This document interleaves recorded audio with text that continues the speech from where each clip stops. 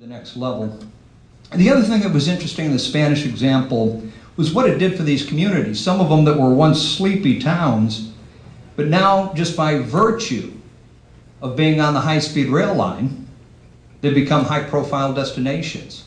You know, I saw this with the city of Cordoba, which now is just a little over an hour trip, maybe an hour and a half, down from Madrid, in a beautiful, beautiful old city.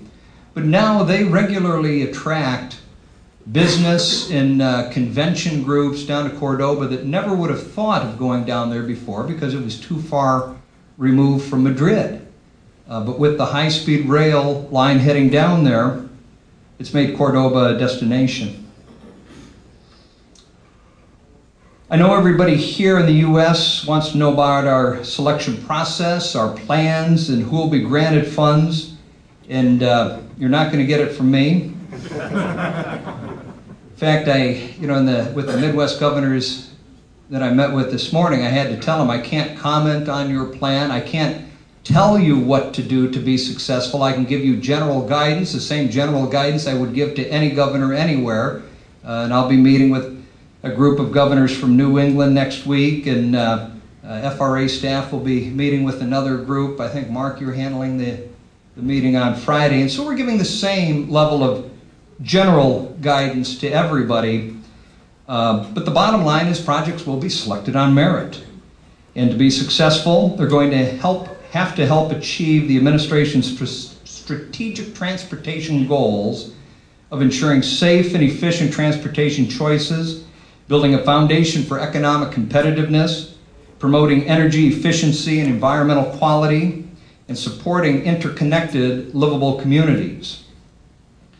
F.R.A. is also committed to ensuring that projects selected yield tangible public benefits, and the project sponsors take the necessary steps in order to minimize and mitigate risk in order to achieve project success. I was incredibly pleased that there was more than 1,100, in fact almost 1,200 people that attended our 7 outreach sessions when we were having our workshops before we issued the grant guidance. Philosophically, it was something that we felt was important, going out and actually spending time with all the stakeholders and hearing the stakeholders' input before we prepared our guidance. And everywhere we went, elected officials, representatives of state DOTs, railroad employees, urban and regional planners, environmental advocates, freight railroads, the engineering firms, all shared valuable input on how to make high-speed and intercity rail a success. And judged by the level of enthusiasm and the interest that we've received, there's good cause for hope that this unprecedented expertise will succeed. For our part, we have emphasized the need for strong and enduring partnerships. Again, I told the governors this morning, in real estate, they say there's 3 words: location, location, location. Well, my words for successful applicants, the 3 words are partnership, partnership, partnership. And you have to have those between the host freight railroads, the states, project sponsors, and then the passenger carrier. You're going to have strong technical, financial, and management oversight capabilities, strong political and community support, and realistic expectations that will help achieve all of these objectives. Let's go back to the partnership between the freight railroads and the states, because I think that needs special emphasis, because in most cases, you're going to have to deal with the host freight railroad in order for projects to be successful. We took back the feedback that we received from all the stakeholders, and we took it to heart and implemented all of it in the interim guidance that we issued about 6 weeks ago. And I think the workshops helped us clarify our mutual responsibilities, and as we prepare to receive the first applications, we have to keep in mind that the $8 billion is just a down payment in achieving our larger overarching goals. And based on the pre-applications we've received, We have an exciting challenge before us to pick the very best from a field which no doubt includes many worthwhile projects. That's our charge.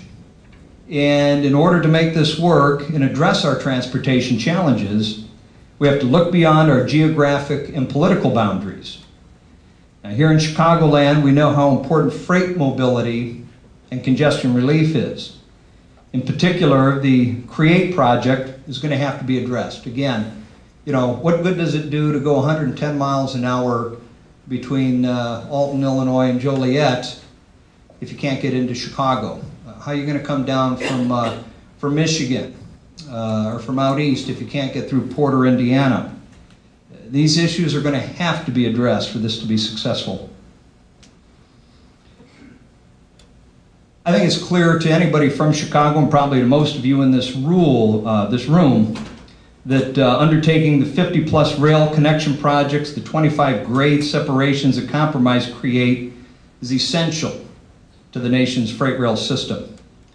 And I assure you that the Secretary and I fully appreciate the national significance of this program and are committed to working with all the stakeholders in Congress to move the program forward. Before I conclude, I just want to thank you for inviting me to join you this evening. Certainly it's a privilege to be able to come home and talk to a group in my new capacity as F.R.A. Administrator. And I hope when you leave here today, you leave with a renewed sense of purpose and an even greater willingness to collaborate with others in fulfillment of improved railroad safety, efficiency, and mobility. Your involvement in helping shape the nation's future transportation system is both necessary and it's also desired. Again, accept my appreciation for hosting me here tonight, and I look forward to working with you in the future and I guess answering questions. Thank you.